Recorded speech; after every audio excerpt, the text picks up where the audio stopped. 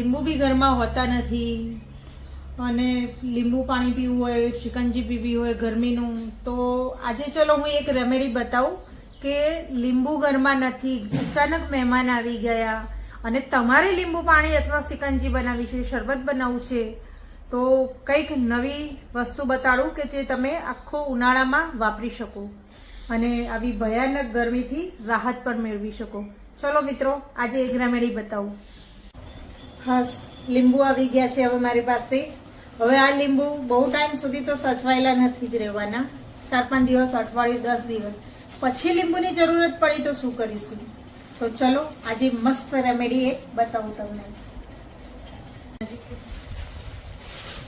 હા, લીંબુ લીધા છે મેં. લીંબુને ધોઈ લઉં છું.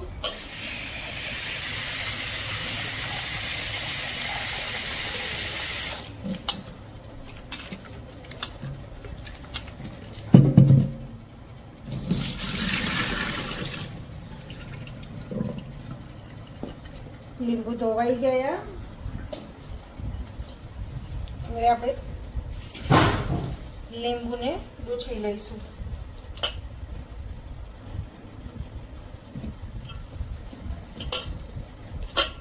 કિચનના સાફ કપડાથી લીંબુને હું લૂછી કાઢું છું. આટલા મેં 4-5 લીંબુ રહેવા દીધા છે, બીજા કશાયમાં યુઝ કરવા હોય તો.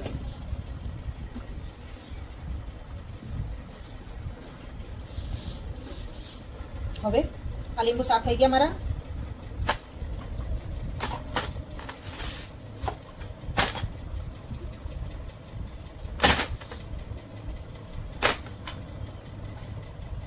હવે આ લીંબુને હું કાપીશ અને એમાંથી રસ કાઢીશ.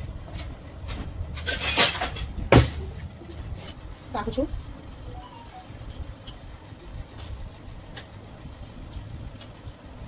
આવી રીતે હું બધા જ લીંબુ કાપી. જો આ બધા લીંબુ કપાઈ ગયા છે. હવે હું લીંબુને ગરણી વડે બધાને નીચોઈશ અને એક બાઉલમાં લઈશ. બાઉલમાં બધા જ લીંબુનો રસ કાઢી નાખીશ. આ રસ લાંબા સમય સુધી બગડતો નથી, કશું થતું નથી અને આખા ઉનાળાની સિઝનમાં તમે ગમે ત્યારે વાપરી શકો છો.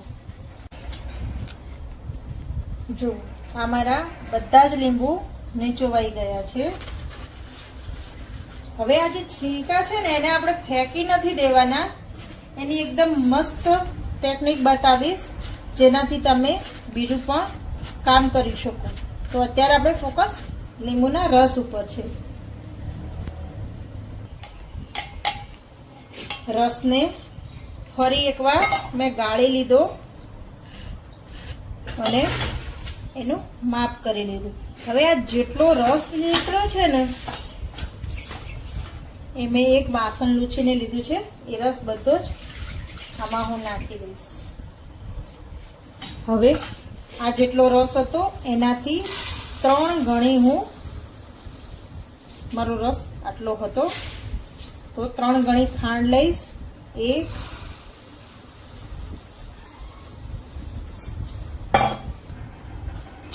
2 અને 1 આ 3. લીંબુ જેટલો હતો એનાથી 3 ગણી મેં ખાંડ લીધી છે. હવે આપણે વિચારીએ ઘણી વખત કે લીંબુ આટલો છે તો ખાંડ કેટલી લેવી, શું કરવું, એનું માપનો અંદાજ ના આવે. તો તમારે બીજું કશું જ વિચારવાનું નથી. એનાથી 3 ગણી ખાંડ લીંબુના રસમાં નાખી દેવાની છે બસ, અને બરાબર મિક્સ કરવાની. યાદ રાખજો મિત્રો, ઓગાળવાની નથી, ખાલી એની અંદર એડજસ્ટ કરવાની છે, મેલ્ટ નહીં.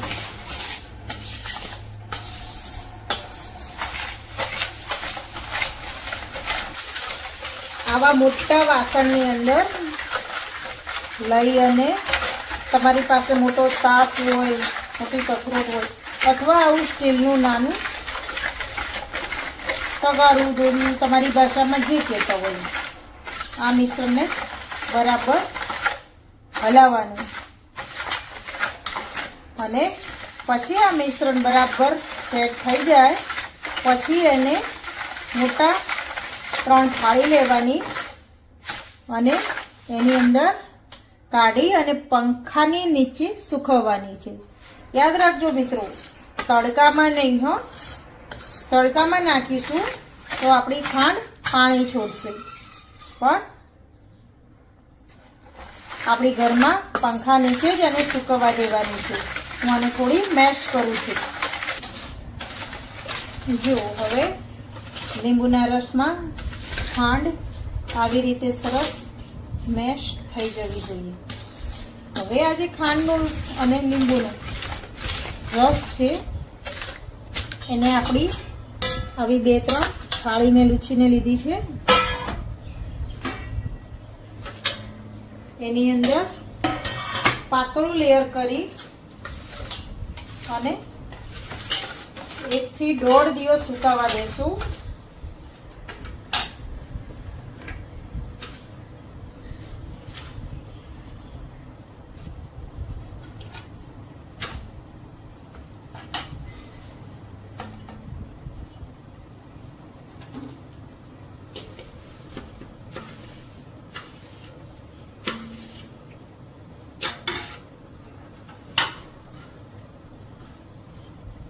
આવી રીતે આ પાતળા લેયરને સુકાવા દેવાનું છે.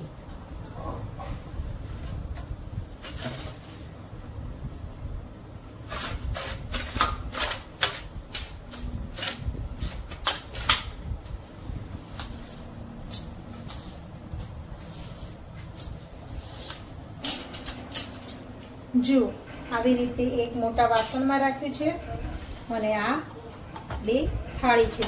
હવે આ 3 થાળીને પંખા નીચે સૂકવીશ.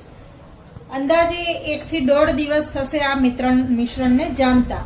આ મિશ્રણ કદાચ કાલે બપોર સુધીમાં જામી જશે. પછી આગળનો વિડીયો હું તમને કાલે બતાવીશ. તો ધ્યાનથી જોજો. બહુ જ રસપ્રદ રેસીપી છે અને આ રેમેડી તમે આખા ઉનાળામાં પણ ઉપયોગ કરી શકો છો.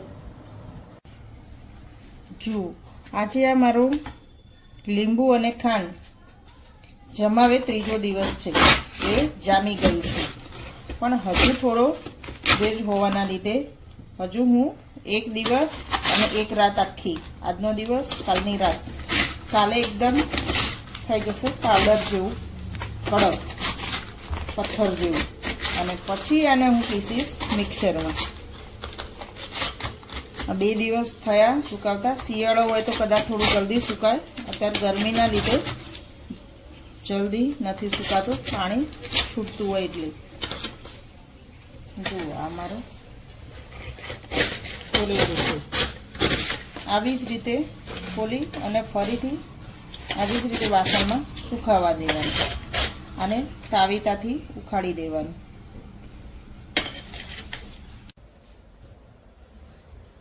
હેલો ફ્રેન્ડ્સ, આજે આપણે લીંબુ અને ખાંડ સૂકવ્યાનો 3જો દિવસ છે. 3 દિવસ થયા આવું સુકાવાનું. જુઓ કેવો કરકરો અવાજ આવે છે. એકદમ કમ્પ્લીટ સુકાઈ ગયા છે. 3 વાસણમાંથી મેં 2 વાસણ કરી દીધા છે. હવે આ ગાંગડા છે એને મિક્સચરમાં આપણે દળી દેશું. એટલે એકદમ મસ્ત ફાઇન પાવડર નહીં પણ થોડો કરકરો હોય તો બી ચાલી જશે. તો ચલો આપણે મિક્સરમાં કામ કરીએ.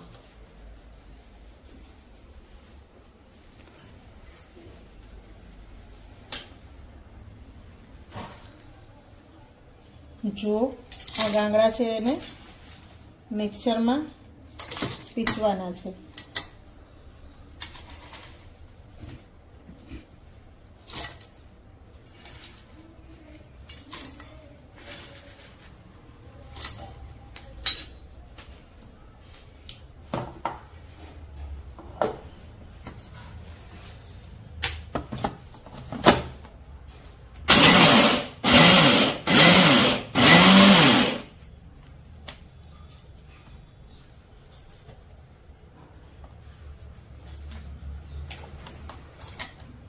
જો એકદમ કેવું મસ્ત સોફ્ટ થઈ ગયું. હજુ થોડું દળીશું એકવાર.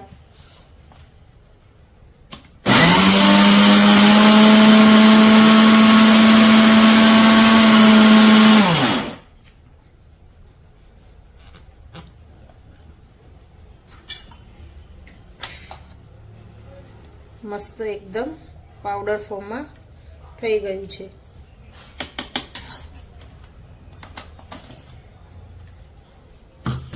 હવે આ છે એને હું થોડીક વાર રેન કરીશ, પણ તમને એક ઇન્સ્ટન્ટ બતાવી દઉં કે કેવી રીતે લીંબુ અને સ્ટોર કરીએ છીએ આપણે. તો 1 ચમચી જેટલી મેં આપણો જે પાવડર લીંબુ અને ખાંડવાળો હતો એ લીધો છે. એમાં હું, તમે ફ્રીજનું ઠંડુ પાણી લઈ શકો છો. હું ફ્રીજનું પાણી નથી પીતી તો હું માટલાનું પાણી લીધું છે.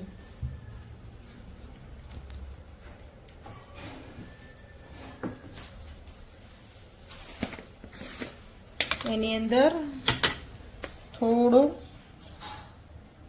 સંચળ પાવડર એડ કરું છું.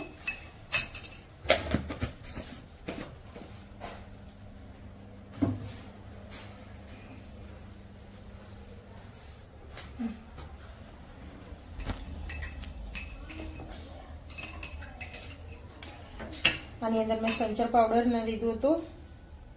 એમાં થોડોક જીરાનો પાવડર હું એડ કરું છું. જીરું થોડું શેકીને લીધેલું અને થોડા મરી એડ કરેલા, સ્વાદમાં બહુ જ સરસ લાગે છે. તો આ બની ગયું મારું શરબત. આ મારું શરબત છે જે મેં આ પાવડર નાખ્યો હતો. અને આ જે આપણી સાઈડ મળે છે એ તકમરિયા છે. મેં એને 10-1 મિનિટ પાણીમાં પલાળ્યા તો આવા ફૂલી ગયા. જ્યારે આપણે બજારમાં શિકંજી પીએ છીએ ત્યારે આવા તકમરિયા નાખેલા હોય છે. આ ગરમી માટે બહુ જ સારા. એનાથી ગરમી, આપણે બહાર જઈને આવ્યા હોય તો મગજ ઉપર ના ચડી જાય અને ઠંડક રહે. તો એની અંદર 1-1.5 ચમચી જેવા મેં તકમરિયા પલાળેલા નાખ્યા છે. તો તૈયાર છે મારી શિકંજી. તમે પણ બસ આવી શિકંજી બનાવો અને એન્જોય કરો. હવે આ જ જ્યુસ છે, તમે તકમરિયા નાખવા હોય તો તમારી ચોઈસ છે, ના નાખવા હોય તો પણ નાખી શકો અને એકલું શરબત પણ બનાવી શકો. આ એકલા શરબતનો જે ટેસ્ટ છે એ આપણે બજારમાં લીમકાની બોટલ પીતા હોઈએ છીએ, સેમ એના જેવો ટેસ્ટ આવશે. અને તમારા લીંબુ પણ બગડી નહીં જાય, લોંગ ટાઈમ સુધી લીંબુ સચવાયેલા પણ રહેશે. તો મારો વિડીયો સારો લાગ્યો તો શેર કરજો, લાઈક કરજો અને તમારા ગ્રુપમાં બધાને નવી રેસિપી મોકલજો. Thank you, bye bye.